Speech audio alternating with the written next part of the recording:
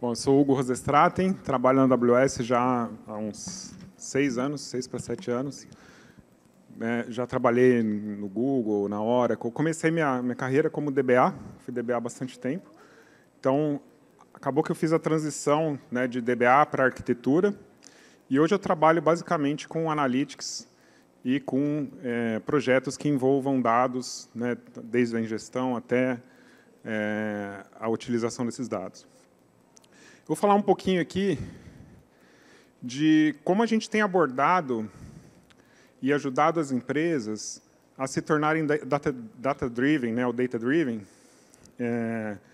E aí, um pouco de uma metodologia que a gente usa para identificar quais são os fatores mais importantes para cada empresa.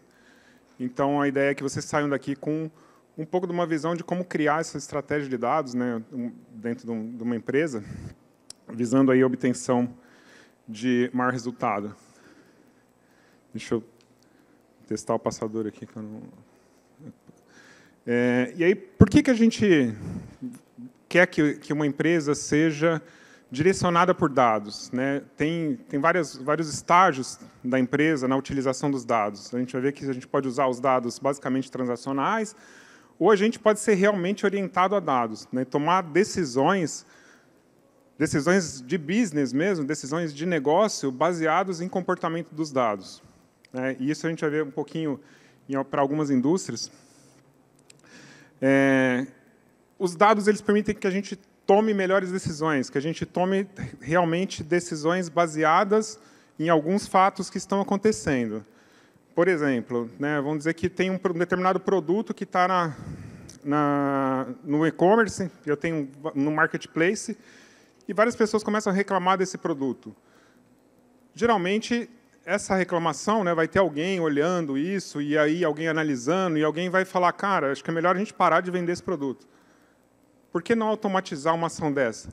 Né, por que não detectar um comportamento desse tipo e o executivo tomar realmente a decisão de tomar uma decisão data-driven e não human-driven, que é eu olhar esse dado, analisar, gastar um tempo de uma equipe para tomar uma ação repetitiva e, eventualmente, que eu poderia automatizar. Então, vai muito da automação de atividades que a gente faz corriqueiramente, que muitas vezes o time executivo tem receio ou muitas vezes não tem confiança de entregar isso para uma decisão data-driven. Respondeu inesperado, né? Coisas que a gente não está realmente esperando, a falta de um determinado produto, uma demanda exageradamente grande, né, vamos dizer que seja, né, de uma rede de farmácia, teve uma demanda exageradamente grande, por exemplo, de um medicamento, porque saiu na mídia que ele era bom para determinada coisa, e tem uma busca gigante, e a minha cadeia logística tem que reagir a isso rapidamente. Se eu esperar sempre que alguém, né, vá tomar decisões e que elas não sejam automatizadas, que não sejam encadeadas, né, eu não vou estar utilizando toda a capacidade que eu teria de olhar essas janelas de comportamentos de dados e reagir a elas. Hoje a gente fala muito, tanto o mercado financeiro, mercado de saúde, e-commerce, em melhorar a experiência do cliente e aumentar o engajamento. São coisas que são fundamentais, né? Qualquer banco quer que você se engaje mais com ele, qualquer banco quer conhecer melhor você para te dar uma experiência melhor, qualquer e-commerce quer fazer a mesma coisa, as redes de saúde também, né, a sua seguradora também quer isso.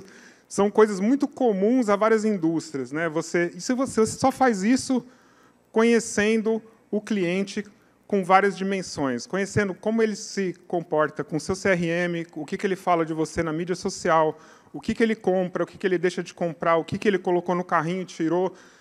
Várias ações que ele faz que faz com que você conheça ele e possa reagir a isso, dando uma oferta segmentada e bem assertiva para ele, né? Conhecendo, por exemplo, se eu gosto de bicicleta, né, que é o meu hobby, eu vou ter ofertas, isso é muito comum, né? Você entra no e-commerce, você tem ofertas lá que vão de acordo com aqueles ou suas buscas. Às vezes acontece você ter buscado alguma coisa para algum parente, algum conhecido, aí você começa a receber os gostos daquela pessoa, né? E aí apareçam umas ofertas estranhas. Mas, geralmente, essas ofertas elas são uma reação ao seu comportamento que não precisa alguém ir lá e analisar. Isso foi analisado por um algoritmo. E essas reações elas são realmente data-driven, elas são orientadas por dados. E o que a gente objetiva é melhoria para o negócio.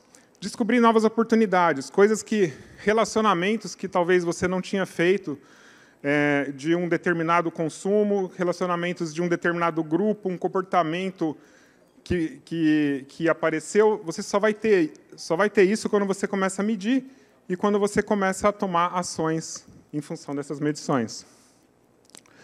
Melhorar a eficiência. Aqui tem toda, dentro da cadeia logística de recebimento de produtos, etc., tem uma série de casos de uso para você melhorar essa eficiência, melhorar a sua previsibilidade de falta de um determinado produto, previsão de demanda, várias relações que dá para a gente fazer e automatizar essas ações. Então, tem vários casos de uso. Eu sei que cada um de vocês deve ter aí dentro das indústrias de vocês, que vocês trabalham mais. Alguns casos, no próprio processo de melhoria de software também, você também tem uma série de indicadores, você tem uma série de automações que também são data-driven.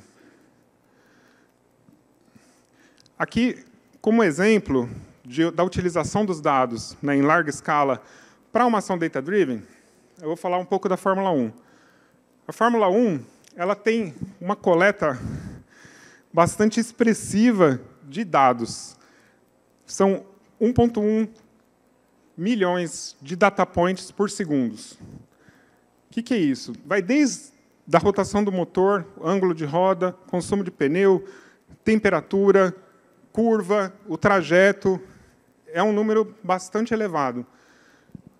O que isso? São 120 sensores gerando uma quantidade absurda de dados. Mas, em termos de negócio, o que isso poderia trazer para a Fórmula 1? Vocês pensaram, poxa, dá para a gente prever um monte de coisa aqui. E aí eles falaram, bom, a gente pode melhorar o engajamento com o usuário. Isso já tinha acontecido com a Liga de Beisebol americana, que eles começaram a dar estatísticas durante o jogo. Poxa, se esse cara está rebatendo, a chance dele rebater é X, e o jogo ficou muito mais interessante, porque ele começava a jogar estatísticas dentro, com probabilidade de uma coisa acontecer ou não. E aí a Fórmula 1 fez algo bastante parecido, que é, através da análise aí, de 69 anos de histórico, utilizando modelos de machine learning, aí eles utilizaram o Amazon SageMaker, fazer um modelo de predições. E aí essa predição, duas delas, são uma estratégia de pit stop, por quando que eu vou parar e o que essa estratégia pode influenciar em ganhar ou perder uma corrida. A outra é a probabilidade de ultrapassagem. E aí tem um vídeo interessante que a gente vai passar rapidinho aqui, da probabilidade de ultrapassagem, e aí vocês vão ver que é lógico que o modelo de machine learning, de aprendizado de máquina, ele foi criado em cima do comportamento humano, das curvas, das retas, da aceleração, da potência do carro, um monte de fatores, todos aqueles fatores que a gente considerou. Mas, na cabeça do piloto, se a gente pensar, ele tem uma ideia muito boa, tanto é que os melhores pilotos eles são bons por conta disso, porque ele consegue fazer um monte de relação e ele consegue saber exatamente o que ele vai fazer. O que a gente vai ver aqui é um retrato do que vai acontecer em probabilidade. O piloto pode impedir ou não, de acordo com a expertise dele. Ele não está vendo esse dado, porque para ele não interessa. Interessa muito mais o feeling dele ali naquele momento. E o tempo de reação dele é muito curto. Mas, para os fãs, para quem está vendo, o que a Fórmula 1 quer? Engajamento. Então, vocês vão ver... Opa! Eu não sei se eu consigo dar o play aqui no vídeo, gente.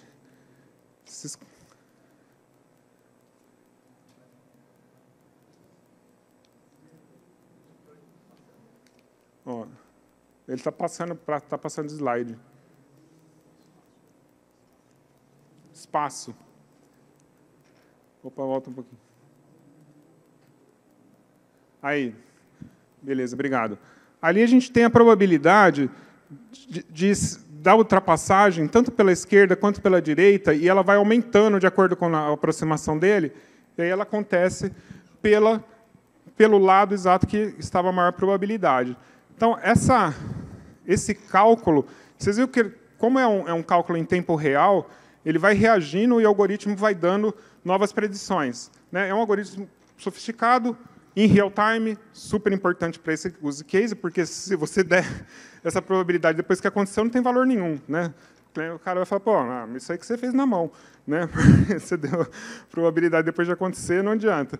E o cálculo ali e a interação com o fã da Fórmula 1 é exatamente o que eles estavam buscando, né? Que isso ficasse mais interativo. E aí a gente tem...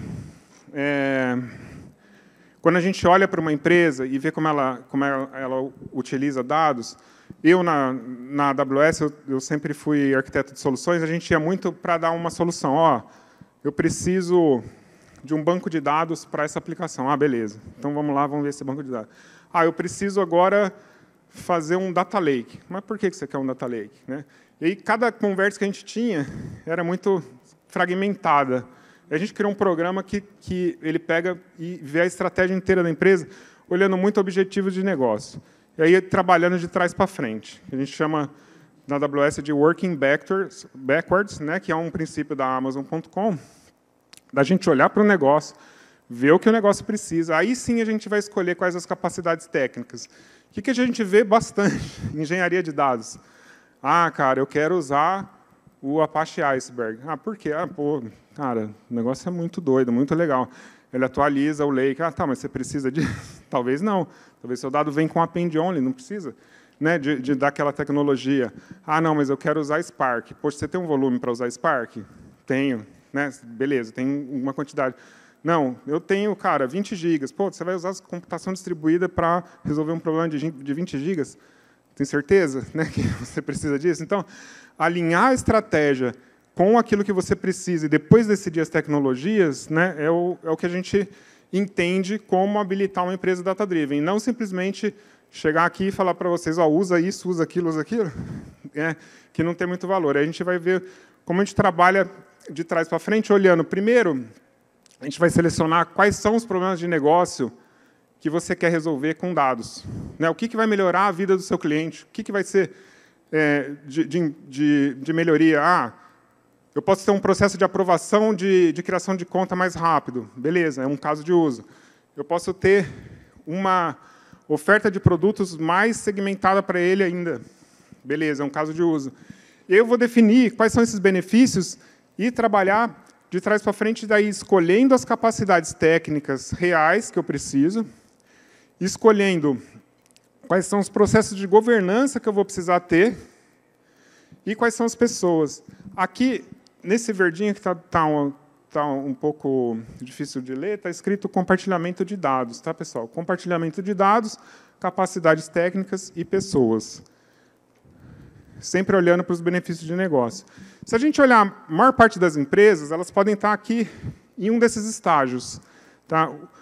Esse estágio transacional, a empresa está fazendo simplesmente o que ela está lá para fazer e não está olhando muito para dados. Tá? Então, pensa, vamos dizer que eu tenho uma lanchonete e eu simplesmente estou comprando matéria-prima, fazendo as minhas faturas, e eu tenho lá um sistema, um mini ERP, que faz o controle disso para mim, fiscal, etc., e eu estou aqui na minha operação básica. Quando eu começo a fazer uso de dados, eu começo a ter controle financeiro. Poxa, eu vou ver a margem em cada sanduíche que eu tenho, vou ver a margem de fazer um combo, vou ver como que melhora minhas vendas, eu mudando a minha estratégia, e eu começo a medir isso em indicadores ainda muito simples, né? Aí eu já começo a fazer uso e ter um conhecimento dos dados. Eu posso avançar isso e falar, poxa, agora eu quero começar a conhecer um pouco o meu cliente, antecipar, às vezes, o gosto dele, fazer lançamentos e medir esses lançamentos, e aí eu começo a ter análises mais avançadas e interativas. E aí eu chego até nas ações orientadas por dados, que é eu olhar, por exemplo, numa grande rede, né, de lanchonetes, ali, e isso tudo também tem muito a ver com o tamanho da empresa e oportunidade, né, pessoal? Não vale a pena eu fazer um modelo de machine learning super avançado em real time se eu tiver uma única lanchonete. Talvez aquilo ali é over, né, para o meu negócio. Agora, se eu tenho uma rede, eu preciso de ter resposta mais em tempo real, acompanhar esses lançamentos, ver qual que foi o meu consumo, e ter medições, e até de tirar uma oferta e colocar uma oferta. Isso acontece bastante, né? A gente vê lojas grandes de departamento, eles têm os gerentes locais, né? Esses caras tomam muita ação, às vezes, durante o dia. Oferta de tal produto. Às vezes, você está num lugar assim, né, na Leroy, por exemplo, que a gente vai comprar material, você fala, poxa, tem uma oferta tal. Tudo isso dá para fazer também com ações data-driven. Né? Você criar ofertas de acordo com o que você está observando no caixa, com o que você está observando de fluxo de cliente, um monte de observações que você consegue fazer para melhorar sua margem, para melhorar suas vendas, para aumentar o engajamento, sempre vai ter um objetivo de negócio. E aí, como é que a gente parte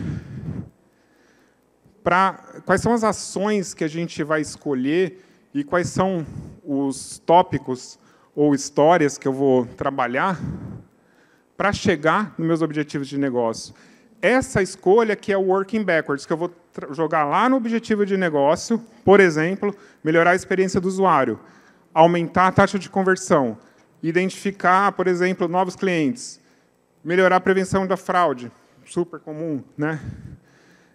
Cálculo de risco. Aí eu vou, de lá, eu vou derivar o que eu preciso